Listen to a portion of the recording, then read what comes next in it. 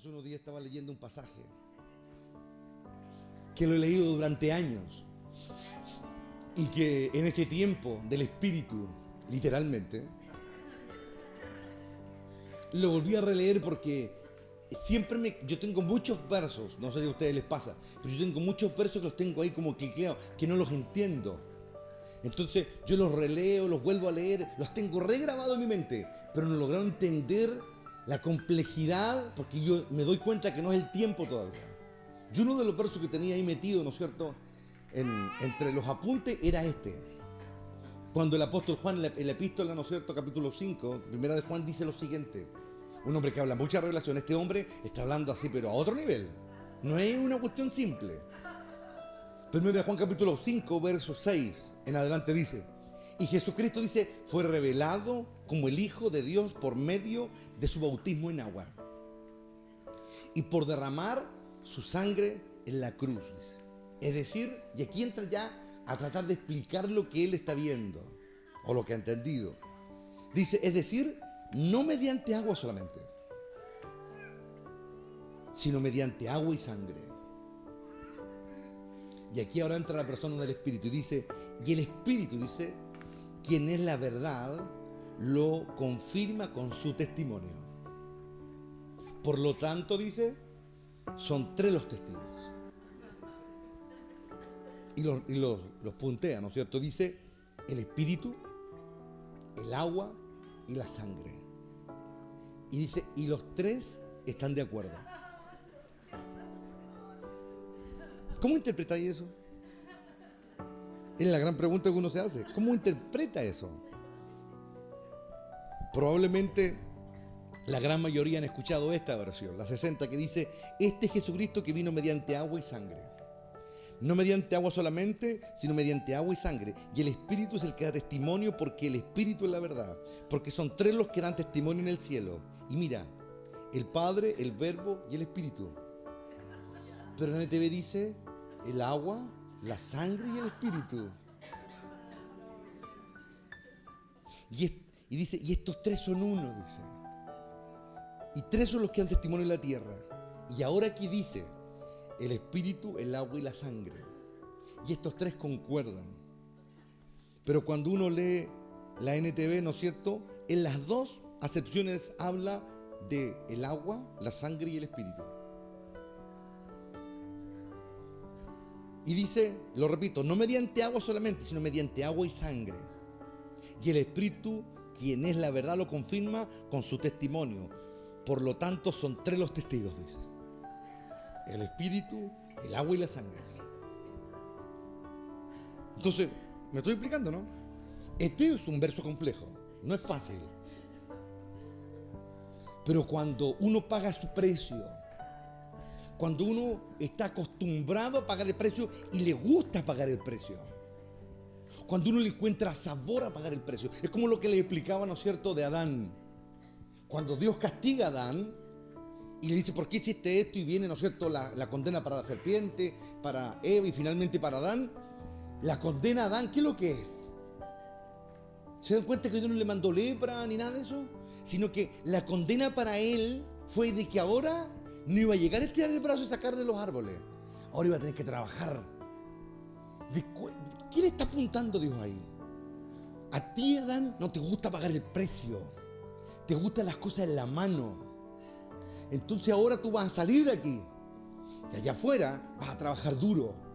Entonces ahora yo puedo desmenuzar un poco la historia y entender que la caída de Adán se debió a una sola cosa. Que no le gustaba pagar el precio por las cosas. Se acostumbró a su estado casi de semidios en la tierra. Todo hacia pedir de boca. No le gustaba el sacrificio. Era cómodo.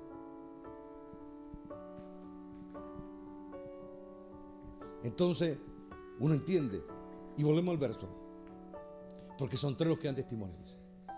No solo el Espíritu, dice, sino el agua y la sangre.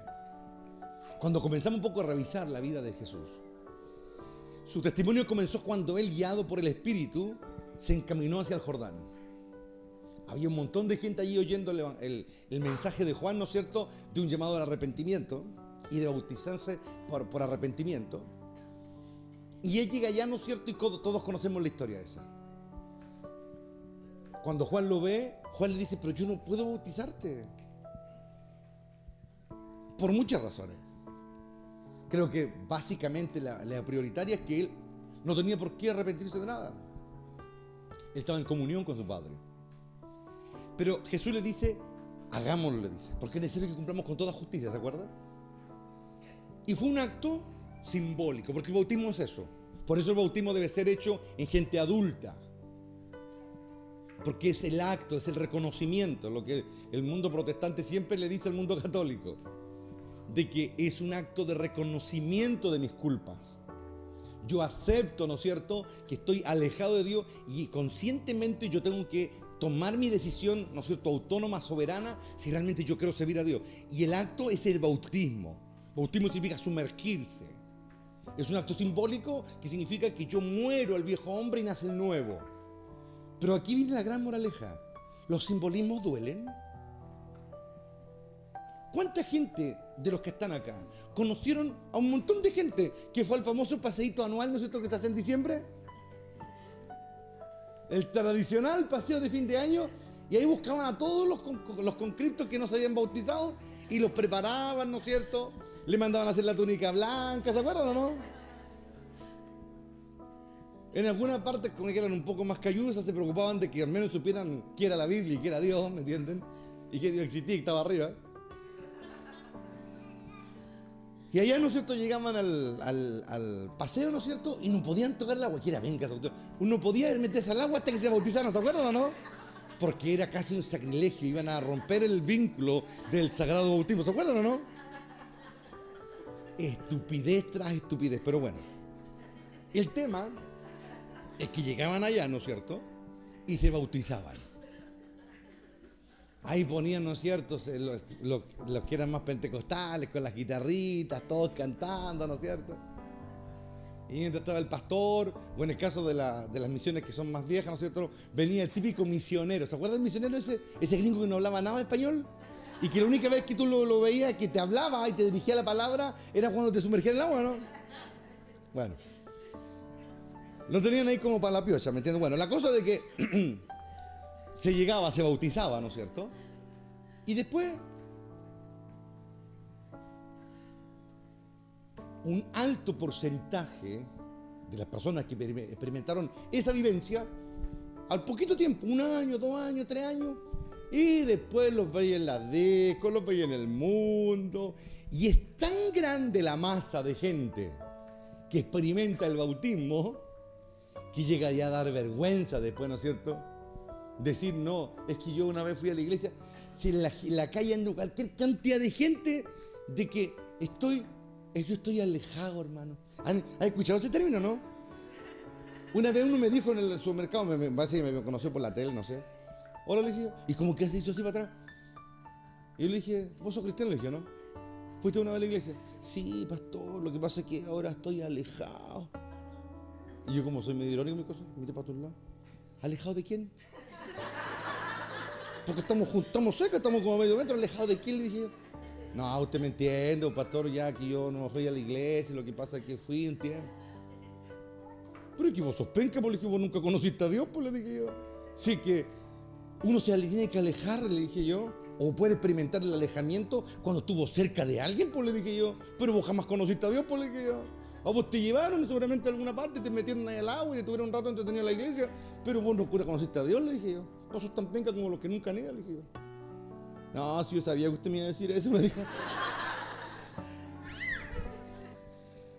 Entonces, ese acto es re fácil hacerlo, ¿no? De hecho, casi es un paseo. Porque después uno está más preocupado, ¿no es cierto?, de la mayoría. Yo nunca anduve preocupado del tema de la pelota, pero está más preocupado del fútbol de la tarde entre los casados y los solteros, ¿se acuerdan o no? Esa tradición tan penca que tenía algunos y algunos. Y no se les quita la cuestión de la pelota, pero bueno, ese es un demonio que tendrán que sacar ellos de su vida. Bueno, el tema es de que están ahí, ¿no es cierto? Y ese es para ellos el bautismo. Entonces yo hago una pregunta ahora, hacia conciencia. ¿El Espíritu Santo podría dar testimonio de esa basura? No, po. Porque ir a meterte al agua casi como que te peguen una vallana, nomás, po. mojarte un rato, algunos hasta lloriqueaban un rato, y hasta ahí le duraba nomás la conexión con el Señor, po. Y el poquito tiempo después, ni se arrogaban, no hay mala iglesia, o está mezcabra y todo el cuento. ¿O no? Cuando la Biblia habla, aquí Juan, de Jesús, dice que el Espíritu Santo dio testimonio de él. Pero no porque fue un día al Jordán y con cero sacrificio se paró frente a Juan el Bautista y se pegó en la mojada y listo, hermano. Dice que el Espíritu Santo vio la sangre también.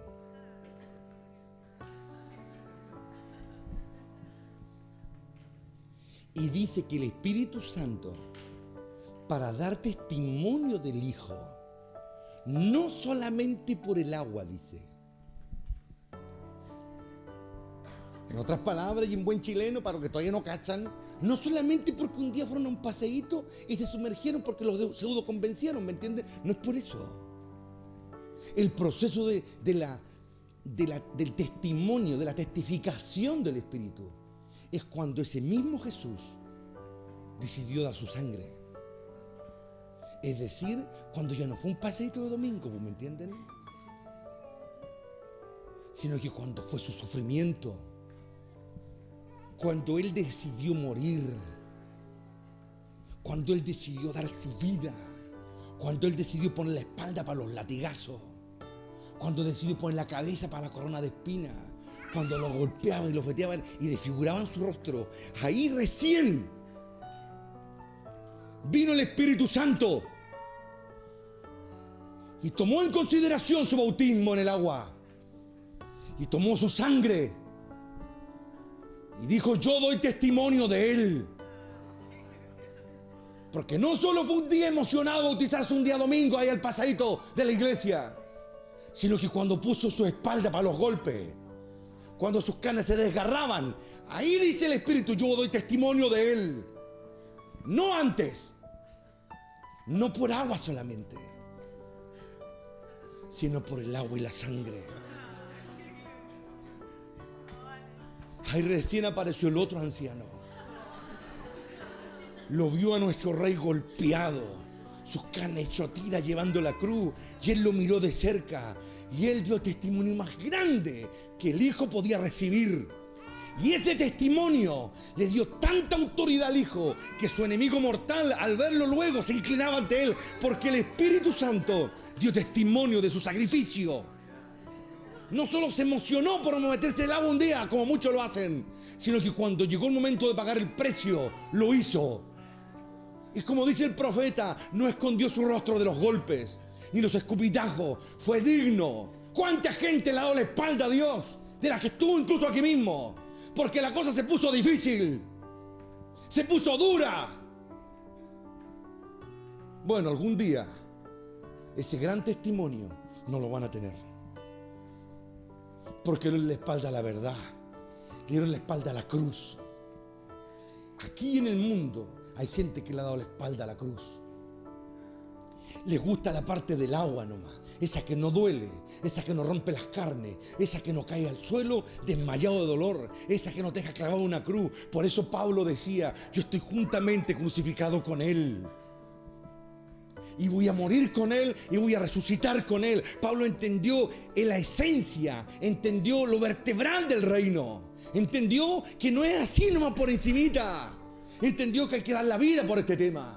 Entonces Juan el apóstol aborda ese tema y le dice a la iglesia, al que quiera oír: no es por agua nomás. Entonces ahora, dice Juan, son tres los que dan testimonio, dice.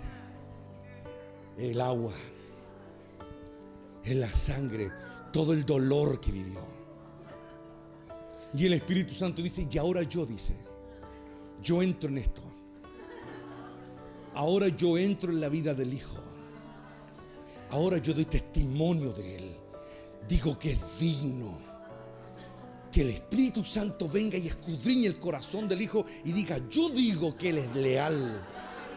Yo digo que Él es digno, que es honorable, que Él merece sentarse en el trono de Dios.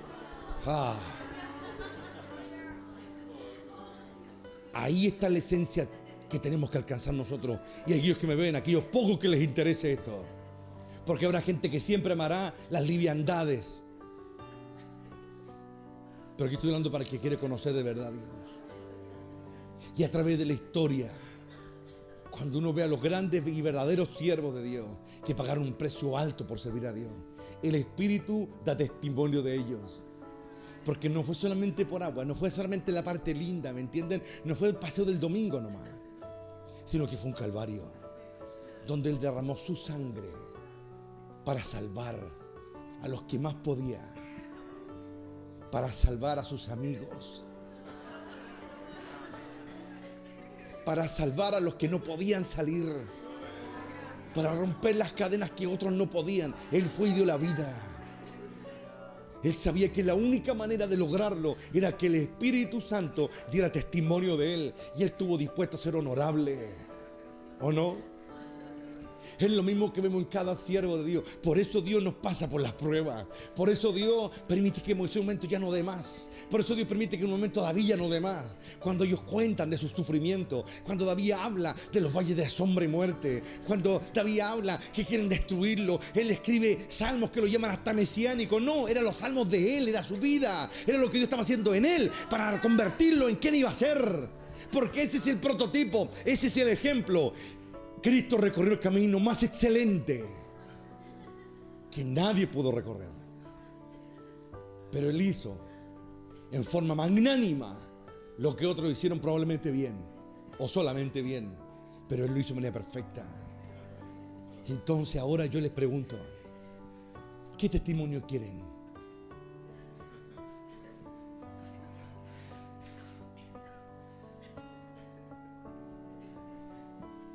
Yo quiero ese testimonio. Yo quiero el testimonio del Espíritu. Y sé lo que me va a costar. El testimonio del Espíritu no viene porque yo fui a un congreso y me puse la mano encima y me caí para atrás. No, hermano. El testimonio del Espíritu viene cuando yo hice primero los símbolos y luego estuve dispuesto a vivir en mis símbolos. Porque el bautismo era la representación de su muerte. Pero muchos se quedan en la representación nomás, por menos. Y cuando llega la hora de la verdad, ya no quieren vivir la verdad. Quieren seguir viviendo de luces solamente. ¿Lo ven o no? Ahí está la verdad. Y yo he conocido a ese Señor. Y yo quiero ese testimonio para hablar con autoridad de Él. ¿Lo ven o no? Bienaventurados aquellos que entienden esto. ¿Lo ven? La versión 60 dice el Padre, el Hijo y el Espíritu. El agua, la sangre y el Espíritu. Jesús dijo, el que cree en mí, dijo, de su interior van a correr ríos ¿de qué? De agua. El que cree en el Hijo hace que el Padre florezca del interior. Lo veo, ¿no? Es glorioso, ¿no?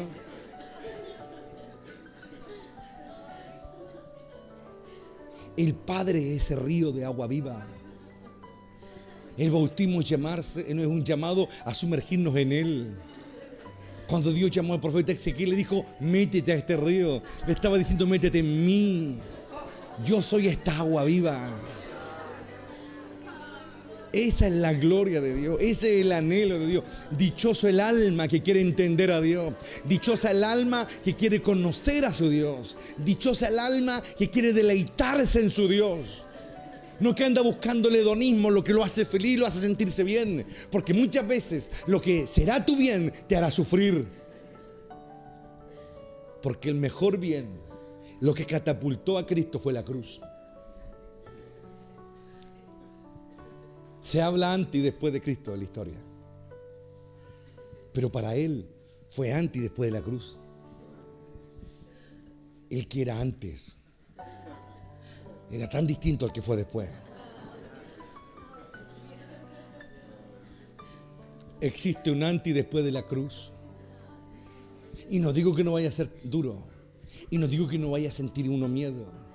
Cuando alguien ve la realidad, la absoluta realidad de lo que va a enfrentar, va a dar miedo. Pero aquí yo le pregunto a mi padre, ¿qué hago cuando siento miedo? Y él me dijo, ¿sabes cuál es el problema? Que los hombres no quieren pagar el precio. Quieren las cosas gratis. ¿Sabes cómo se echa fuera el miedo? Yo leía en la escritura que el que ama, o el amor de Dios, echa fuera el miedo. La pregunta que debo hacerme es esta: ¿cuándo Él me va a amar lo suficiente para echar fuera mi miedo? Esa es la pregunta. Porque el amor es la respuesta a una acción, a una actitud, a una decisión. De acuerdo a cómo yo actúo, va a depender su amor hacia mí, ¿o no? La Biblia dice que cuando Cristo decidió pagar el precio, porque Él también tuvo esa crisis en el Getsemaní. A mí uno de los momentos que más me ha cautivado y que más ha llamado mi atención durante mi vida de cristiano no es cuando Él multiplicaba los panes y los peces como otros por ahí predican, o cuando liberaba y sanaba. A mí lo que más me ha llamado mi atención y mi meditación durante años ha sido el Getsemaní. Porque fue en ese momento, en el Getsemaní, cuando Cristo comenzó a avanzar hacia terrenos que todavía no había alcanzado. Cuando Él sanaba enfermos, cuando Él liberaba endemoniados, cuando Él multiplicaba. Ustedes pueden ver la tranquilidad que Él tenía, ¿no? Era que esos caminos yo los conocía. Cuando la gente se liberaba, los discípulos se alegraban y decían, ¡uy, cómo se sujetan! Y Él decía, no se alegren por eso. Él ya había recorrido eso. Él ya había pasado muchas veces por ahí. No era algo que Él llamara la atención. Pero cuando vemos a Cristo, hay momentos cruciales en la vida del Señor. Una, cuando se alegra sobremanera. Otra, cuando se enoja sobremanera. Y la otra, cuando se intimida sobremanera en el Getsemaní, por ejemplo.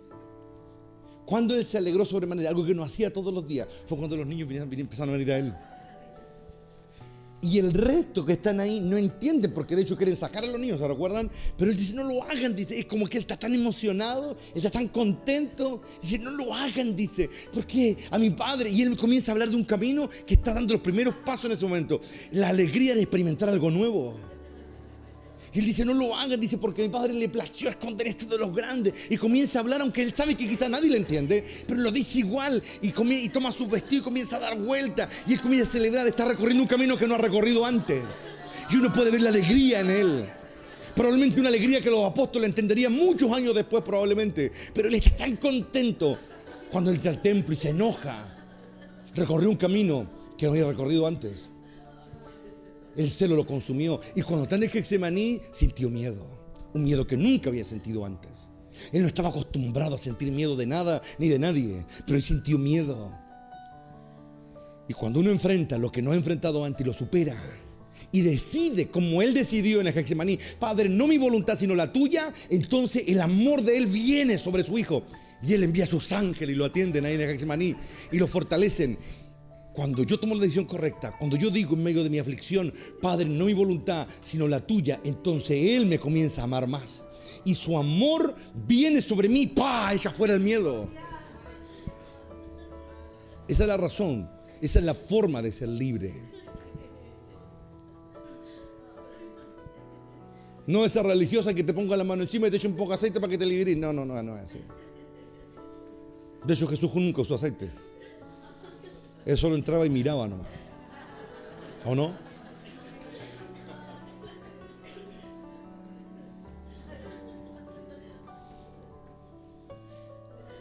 Yo quiero conocer a ese Cristo.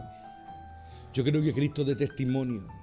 Quiero que mi Padre dé testimonio. Y quiero que el Espíritu dé testimonio de mí. Y tú tienes que desear que el Espíritu Santo dé testimonio de ti. Que te diga, yo a ti te conozco. Yo sé lo que te ha costado este tema. Yo sé lo que has sufrido por esto. Pero yo te conozco, sé lo que está pasando.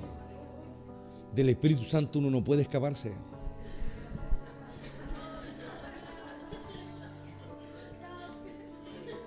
Yo quiero ser libre.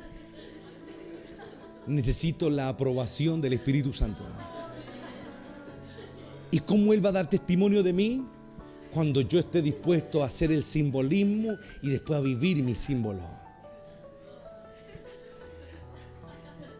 Si solo me quedo con el símbolo nomás, no logro nada en la vida. Nada. Dios quiere algo más. ¿Lo pueden ver? Busquen ese testimonio. Jesús, cuando fue restaurado por el Padre al tercer día y puesto de pie, Dios le dio su cuerpo glorificado, pero le dejó las marcas, ¿se acuerdan? Las manos, su costado, sus pies, para que nadie se olvide nunca de que Él tiene autoridad ganada. Porque ¿saben qué? La gente tiene una tendencia a olvidarse. Pero las marcas, cuando Él pasa, cuando ven a alguien, ven sus manos, no se van a olvidar nunca de que Él se ganó. Y el Espíritu Santo, yo puedo casi imaginarlo, mirándolo y sintiendo orgullo de Él. Puedo ver al Padre cuando lo ve pasar y siente orgullo de Él. Porque fue digno. Porque no se inventó un camino más fácil, porque el verdadero era muy duro, ¿me entienden? Pero para abrazar esto, hermano, hay que ser íntegro de acá adentro. Uno debe amar la lealtad acá adentro. Uno debe amar su honor.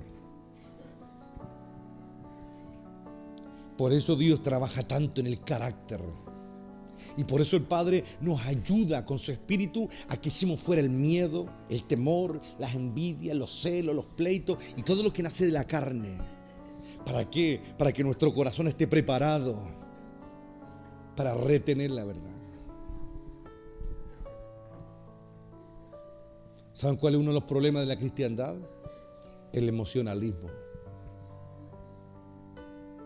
Las emociones gobiernan y los demonios manipulan tanto las emociones.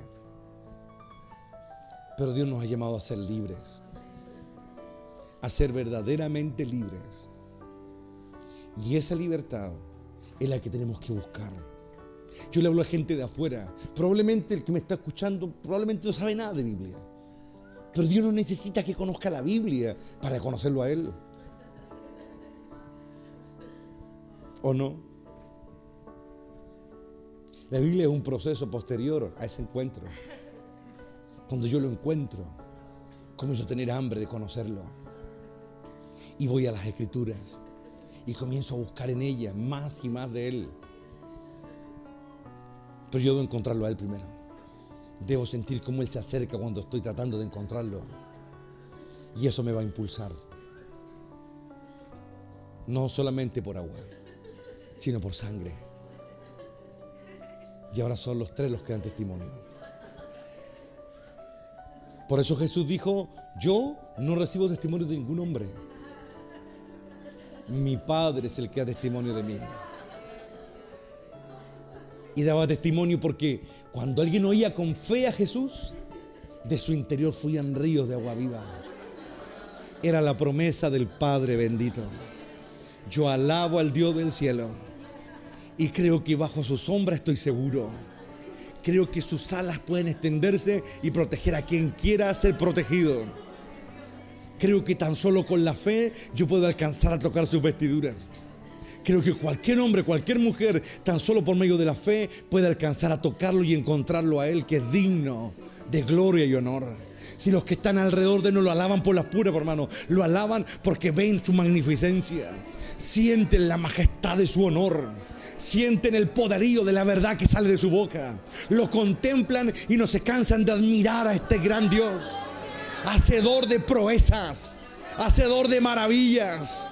Y ellos cantan y adoran a un Dios vivo, a un Dios real. Y ahí al frente están los que le aman. Ahí cerca de él están los que han pagado un precio por él.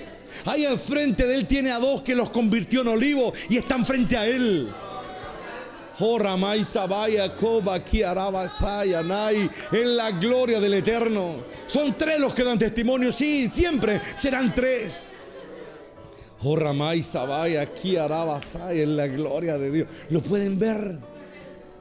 No le tengan miedo al Calvario, no le tengan miedo a la cruz, no le tengan miedo, porque esa es parte de la aprobación de Dios.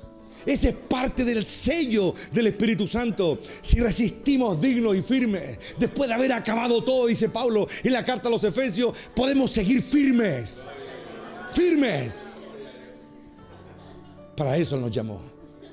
Nos envió a este mundo para que alcancemos el testimonio que no pudimos alcanzar antes. O más bien dicho, que algunos no pudieron alcanzar antes.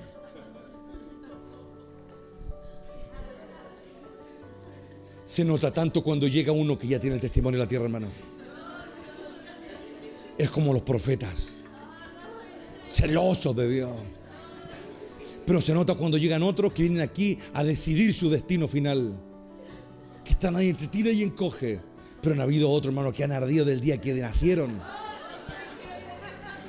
Hay algunos que han sido traídos ardiendo a la tierra ya. En la gloria del Padre, aleluya.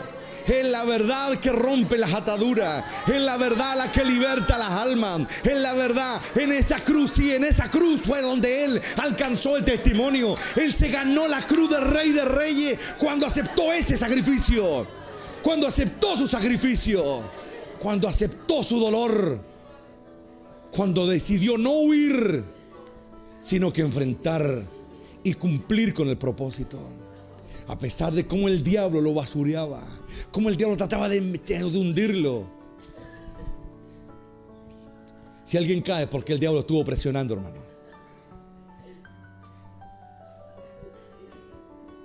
Por eso Dios sometió la maldad durante un tiempo. Pero yo creo que todo el mundo lo entienda. Dios no puede contener esa maldad por siempre. Tiene que llegar el día en que la enfrentes. Tiene que llegar el día en que tú decidas. Y nadie puede meterse ahí. Es tu pelea, es tu decisión. Tú tienes que decidir. Como Cristo, Él decidió allí. Su mente también estaba bombardeada por un montón de pensamientos, de ideas y de cosas que probablemente lo iban a angustiar o que probablemente lo podían confundir. Pero Él decidió en ese lugar. Él decidió frenar la maldad y decidió seguir adelante.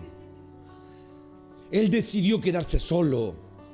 Él decidió ser el objeto de las burlas, de los golpes y la tortura. Él decidió, si él solamente miraba eso, no lo lograba, pero él miró más allá. Porque dice por ahí, una de las escrituras neotestamentarias dice que por el gozo puesto delante de él, dice. Él vio el gozo que le era puesto delante y prosiguió, dice. Vio el fruto de la aflicción de su alma. Muchos se han quedado solamente mirando el Calvario y viendo lo terrible que es eso. Lo pueden ver, pero hay momentos que si tú miras más allá y ves más allá el gozo puesto delante de ti. Eso es lo que el diablo se va a esforzar para que tú no lo logres, que no veas el gozo puesto delante de ti. Solamente te va a poner ahí mirando lo duro, lo terrible y lo agonizante. Gracias. Solamente eso. Y si tú te quedas mirando eso, si te quedas mucho tiempo ahí pensando, ¿me conviene o no me conviene? Si te quedas mucho tiempo pensando, ay, oh, sí, Señor, yo sé que es verdad, pero ay, si te quedas mucho tiempo ahí, vas a cooperar al final. Porque esa ambivalencia el maligno la va a usar. Porque el diablo sabe, porque es cosa de mirar a alguien por mano. Es cosa de ver a alguien cuando el diablo lo mira y se da cuenta el tiro que está ahí como así, como el trapecista tratando de equilibrarse. Pablo dice, después de haber acabado todo, seguir firme. No así como que, oh sí, sí. No, así no. Firme. Firme. Yo sé que a mí Dios me ve y sé que el diablo también. Y Todos los días el diablo tiene que verme firme. Nunca le voy a dar ventaja. La duda es una ventaja para él. El miedo al dolor es una ventaja para él.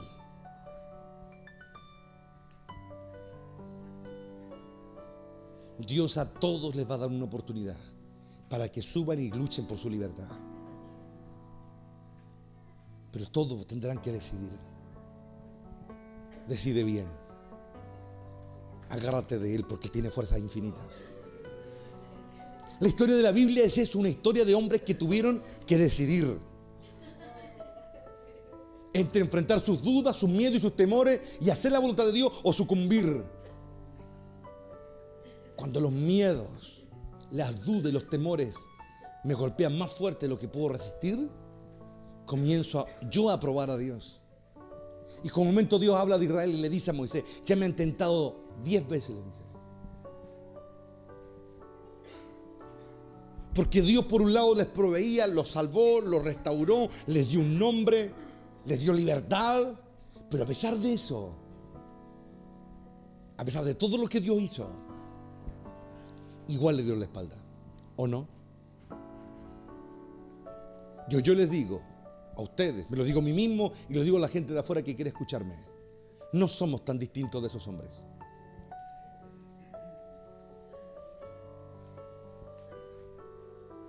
Entonces llegó el tiempo de decidir. Llegó el tiempo, hermanos.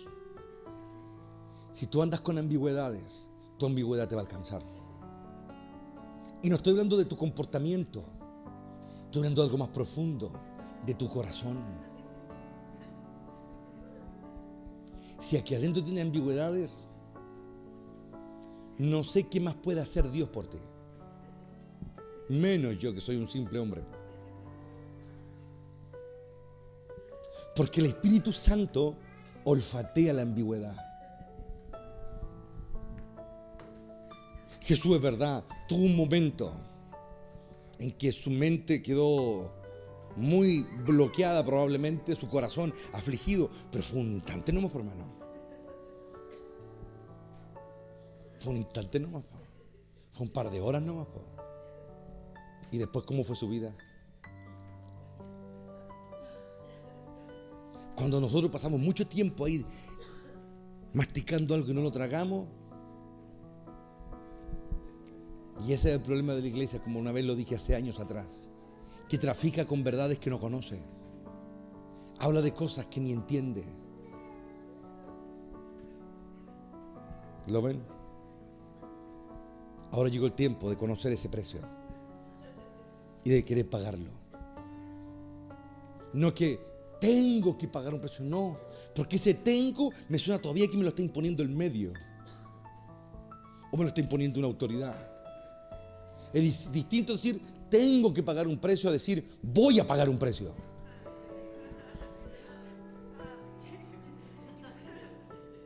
Y yo hoy le digo a los que están todavía en ambigüedad: decídanse. Y decídanse pronto.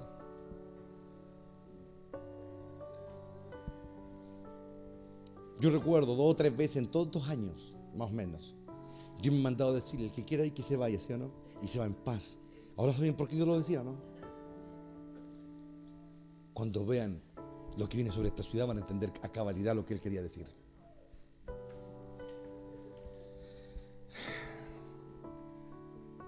Yo a veces me pregunto, ¿qué se puede hacer para que un cobarde deje de ser cobarde? Para que un ambiguo deje de ser ambiguo. Y lo he pensado mucho.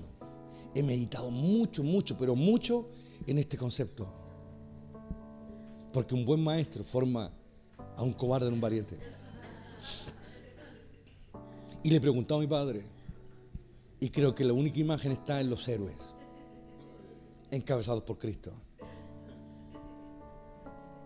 En los hombres que, viendo la adversidad, no se rindieron.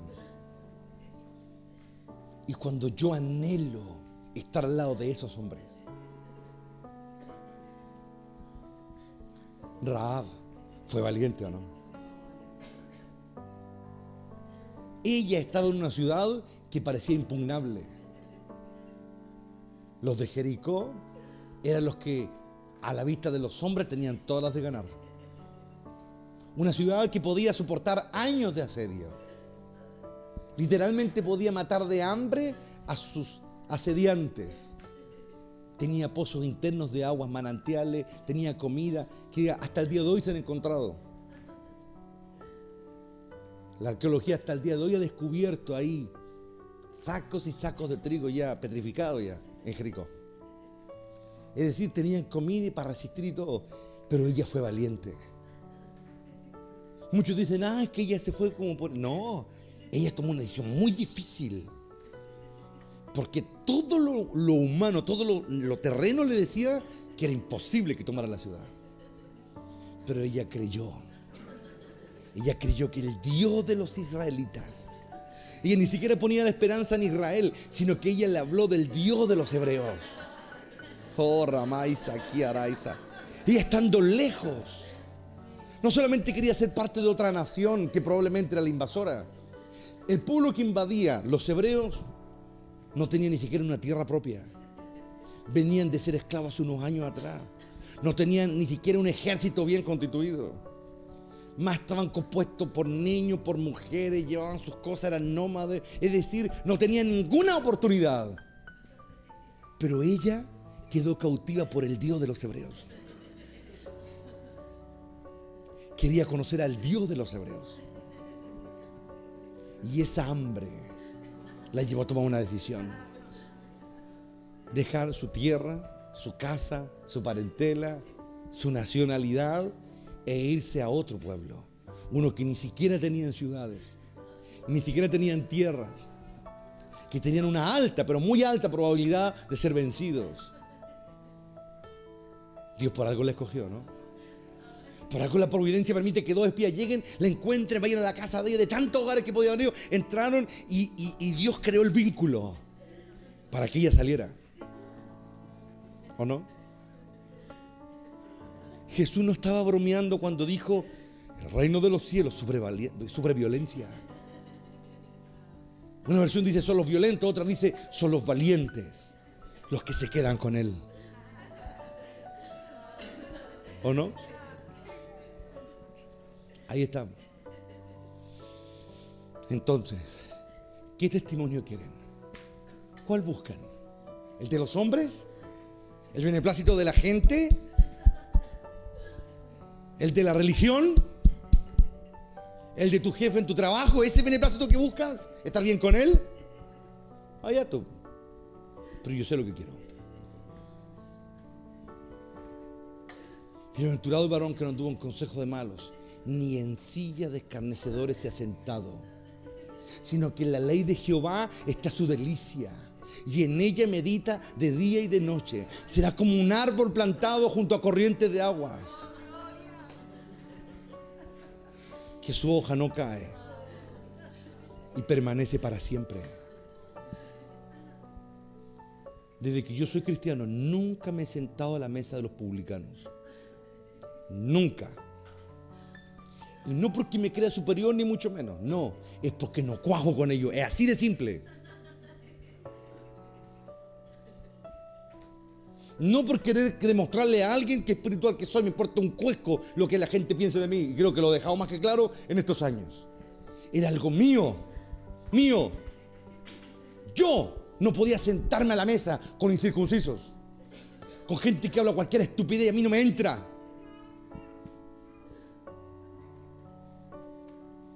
Por eso a mí el mundo siempre me ha odiado, hermano. Siempre. Pero ven que yo estoy dolido por eso. Mejor es cuando el Padre está en nuestra parte. Y eso es lo que trato de enseñarle al que quiera aprender. Estar con el Padre es lo mejor. Ser amado por Él supera todo lo de este mundo. Uno de los cronistas bíblicos dice, aunque todos me dejaran, dice, Dios incluso se mete en la conversación y le dice, mira, aunque tu madre te deje, yo, dice el Señor, con todo te voy a recoger igual. Pero ¿cuántos cristianos hay que les gusta estar ahí y con el pretexto de que Hay que ser luz, obvio que hay que ser luz, po. Pero hay cosas que no se comparten, po. ¿O no?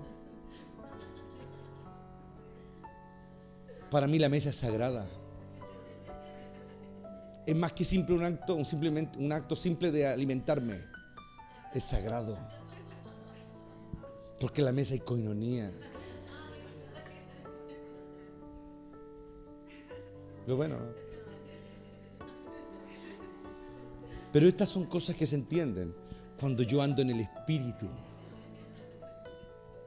Esto un carnal que no está interesado en conocer a Dios lo encuentra exacerbado y lo encuentra extremista. Que siga así, pues. Ese es su castigo. Seguir así.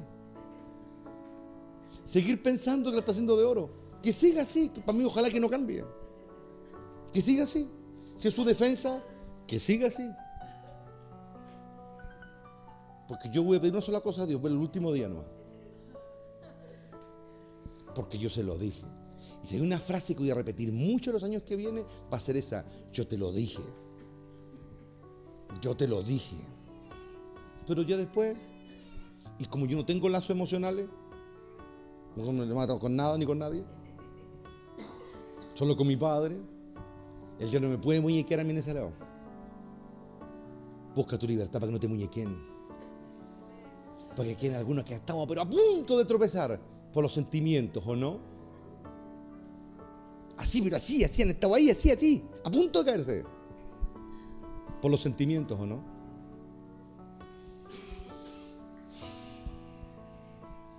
¿Lo ven? Piensen lo que les digo. Piénsenlo. Y piénsenlo con las rodillas dobladas. Es mejor.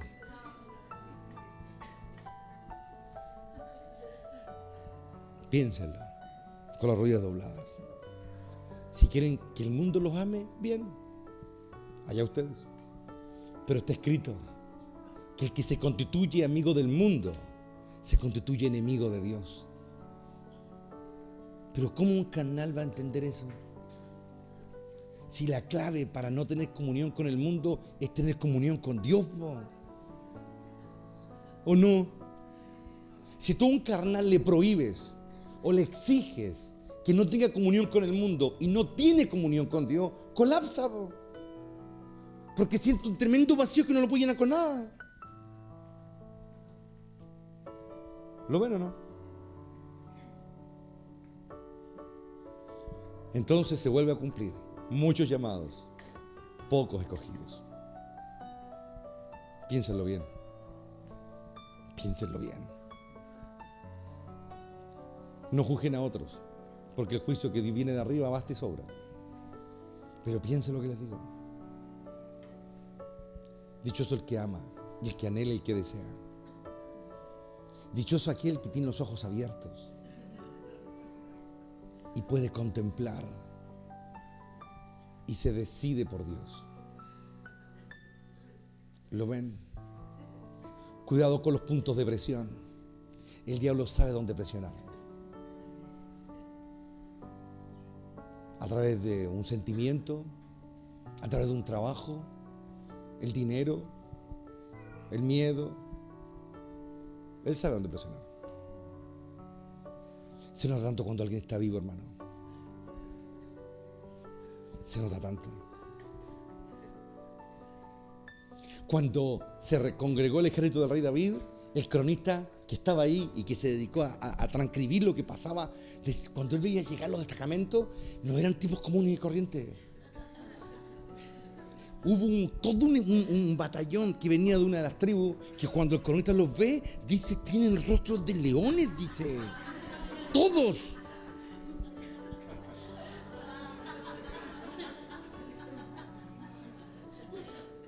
¿Se dan cuenta cómo Cristo envió los de él también ahí o no?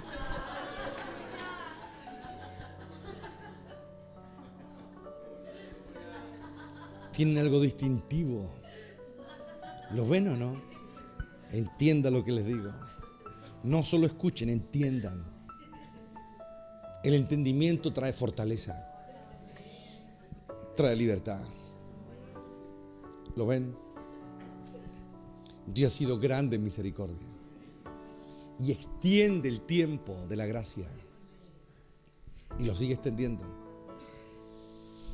Pero todo lo que Él ha dicho va a ser. Y va a venir repentinamente, como ladrón a medianoche. Y el que está en esa comunión siente que algo se viene acercando.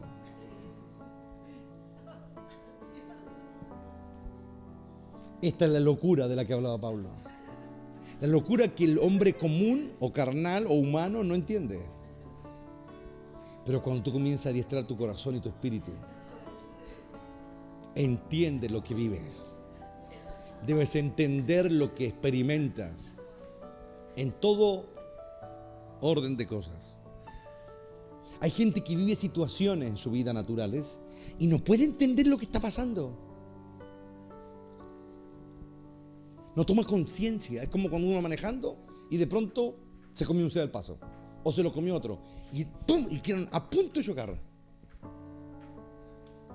Y hay gente que pasa por eso, creyentes que pasan por eso y no se dan cuenta cómo Dios los está librando. Y lo dicen, una cosa es decir, el Señor me libró. Eso lo dice cualquiera. Incluso puede ser incluso hasta una reacción católica. Lo dije nomás, ¿me entienden? Pero otra cosa muy distinta es sentirlo. Sentir que algo pasó, sentir que alguien detuvo el auto, sentir que algo pasó, que alguien me despertó, que algo ocurrió. Es tan distinto eso. Mucha gente dice, gracias a Dios, dice. Pero lo dicen casi como para completar la frase, ¿me entienden? Pero dichoso aquel que usa eso, pero no para completar la frase, sino que lo siente. Siente que Él está ahí rodeando. Anoche puntualmente yo estaba orando acá. Llevaba como una media hora orando. Estaba ahí, estaba orando. Y de pronto yo sentí que alguien empezó a caminar de allá para acá. Y lo sentí, po. Caminó desde ese lado vino caminando que se quedó aquí al lado mío. Y la experiencia duró como unos 5 minutos menos. Y yo lo sentía, una persona grande, así. Yo no sé quién era, pero lo sentí ahí. Y sentí cuando comenzó a acercarse. Para algunos esa experiencia es tan real, ¿no es cierto? Para otros es qué lindo. Y otros que están peores, bueno, se lo habrá imaginado. Esos son los tipos de recepciones a la verdad. Pero hay otro que dice, mira, a mí me ha pasado, lo he sentido. No le es ajeno. Por decir algo puntual. No estoy diciendo que porque alguien sienta a alguien cuando está orando se va a ir al cielo. No estoy diciendo eso. Estoy hablando de una experiencia simplemente. Una experiencia que me habla a mí del conocimiento de una realidad. Y yo puedo tomar conciencia de ello. ¿Lo ven o no? Entonces piénsenlo. Porque el que se cansa de luchar, el que se cansa, comienza a bajar la mirada.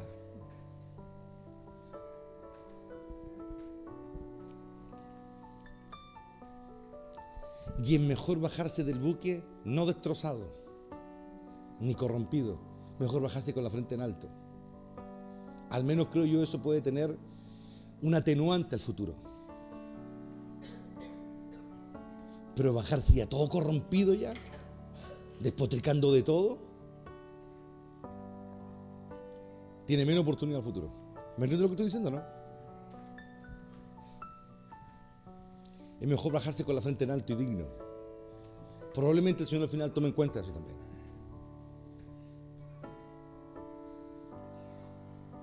El que tiene oído, como dice el Espíritu. Porque eso lo dice el Espíritu. Yo no podría estar aquí parado si estuviera ahí la cuerda floja. Yo no lo haría. Y ustedes saben parte de las cruces que yo tengo.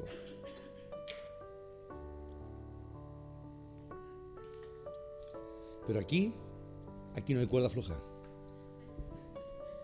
Aquí hay un monte firme. Me he entrenado toda mi eternidad para esto. Para mí no hay una segunda opción. Por muy negra que se ponga la cosa. ¿Lo ven? Eso está aquí. No es que yo quiera ser así, soy así ya. Por eso he aguantado tanto, hermano. Por eso mi Padre me sostiene. Así que, hermanos, meditemos en esta mañana en las palabras de Juan. Primera de Juan capítulo 5, después léalo con calma. Son 3 los que dan testimonio. Y dice, y estos 3 son uno. Es decir, cuando tomas agua, tomas sangre.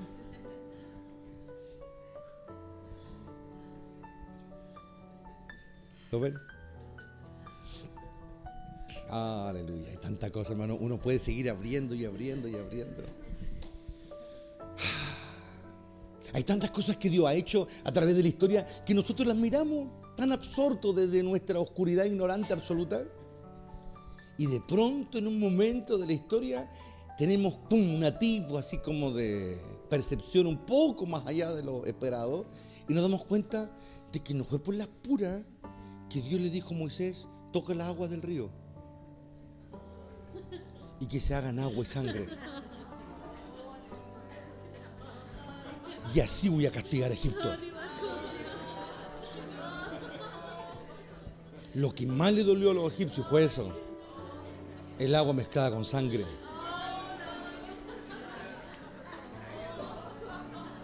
Oh, Bacani, Asaya, Kem. Oh, la gloria de Dios. ¿Lo pueden ver o no? Y eso le va a doler al mundo al final. El agua mezclada con sangre. Oh, Ramay, Sakari, Asaya, Kem. En la gloria de Dios. ¿Lo vean? ¿Lo pueden ver o no? ¿Lo pueden ver o no? Oh, en la gloria de Dios. En esa mezcla. Con esa mezcla Dios azotó a Egipto. Porque nosotros los humanos percibimos lo que vemos y tocamos, lo que nuestros pobres 5 sentidos perciben. Pero Dios estaba castigando a Egipto de una manera que tú y yo no podemos ni siquiera imaginar, por sus crímenes contra su pueblo. Dios estaba destrozando a cada potestad que había en ese lugar.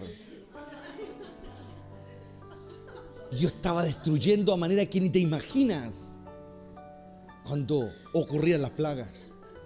No era solo una destrucción física o geográfica, podríamos llamar. Era una destrucción a todo nivel.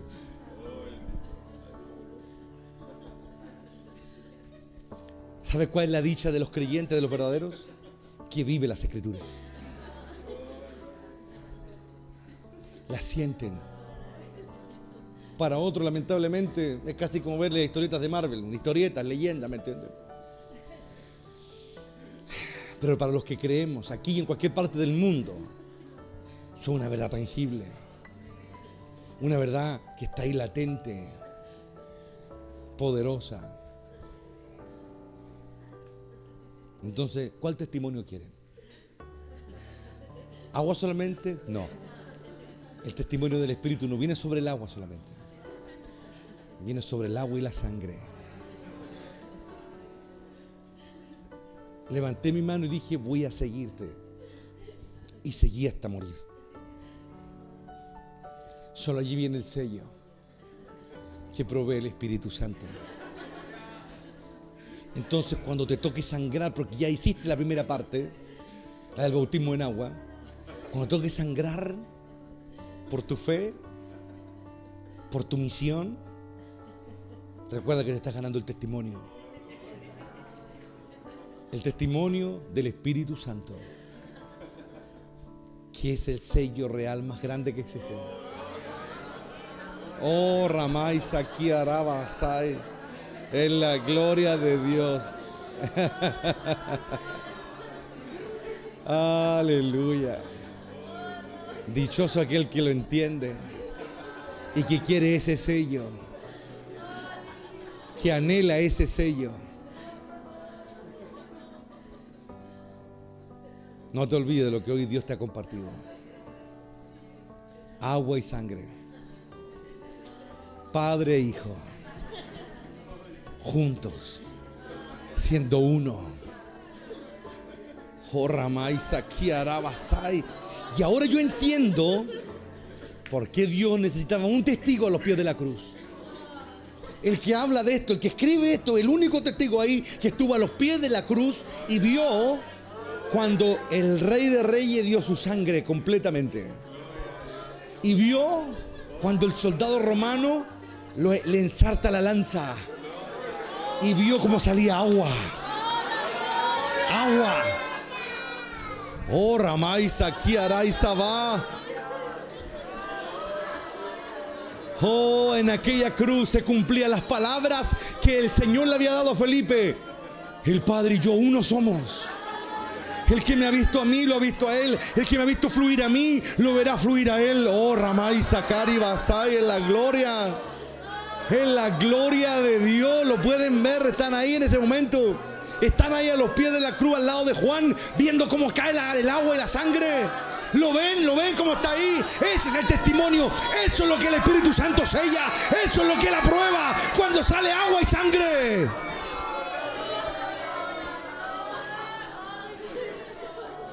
Eso es lo que ellos aprueban. Consecuencia con mis palabras, consecuencia con mis promesas, consecuencia con mis declaraciones.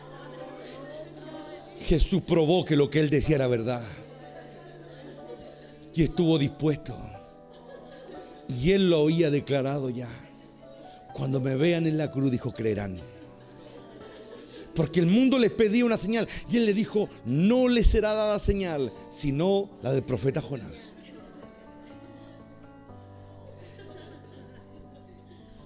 Y así como estuvo 3 días y 3 noches, dice, en la boca del pez. Así es necesario que el Hijo del Hombre al tercer día sea levantado. Las cosas cambian, ¿o no? No. Solo se revelan. Y al revelarse parece que fueran nuevas. Pero no lo son. Ha sido siempre la misma palabra. La misma verdad. Pero una cosa es cuando Dios la interpreta y otra cosa es cuando el hombre la interpreta. Cuando el agua y la sangre fluyeron, Él fue sellado por Dios para siempre. Recibió la aprobación, el testimonio del Espíritu Santo. Andamos buscando el Espíritu, ¿no? Sí. Ahora sabes lo que va a costar. Si es que quieres la aprobación de Él. Porque estamos hablando de la aprobación, no de cualquiera. De aquel que lo escudriña todo en todos. Tener la aprobación de Él no es fácil. Estamos hablando de aquel que escudriña aún lo profundo de Dios. Entonces ahora yo sé por qué el Espíritu también da testimonio del Padre. Hay una historia que nadie conoce ahí de Él.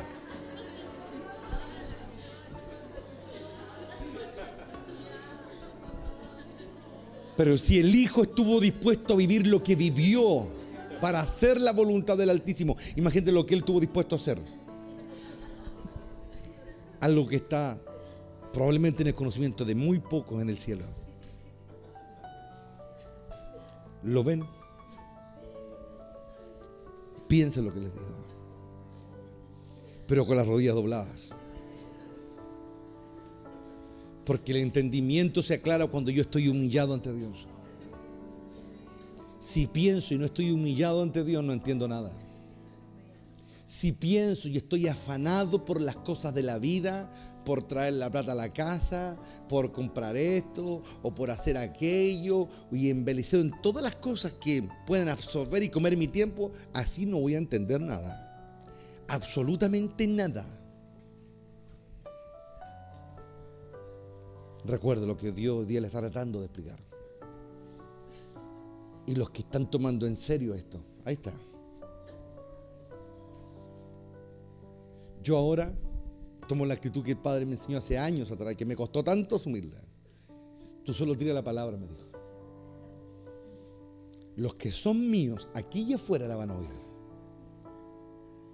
van a abrazarla y van a querer vivirla. Y el Espíritu que escudriña, Él va a llevar la palabra.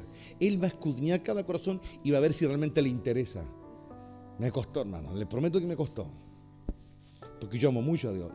Y una de las cosas que me descomponía es cuando el Espíritu me da testimonio de gente que puro oye nomás y no calla nada. Esa cuestión me ponía mal, pero ahora ya no. Ahora no. Me costó llegar a esto. Ahora me deleito con los que oyen. Por fin lo aprendí. Y cuando uno aprende una lección, haya descanso.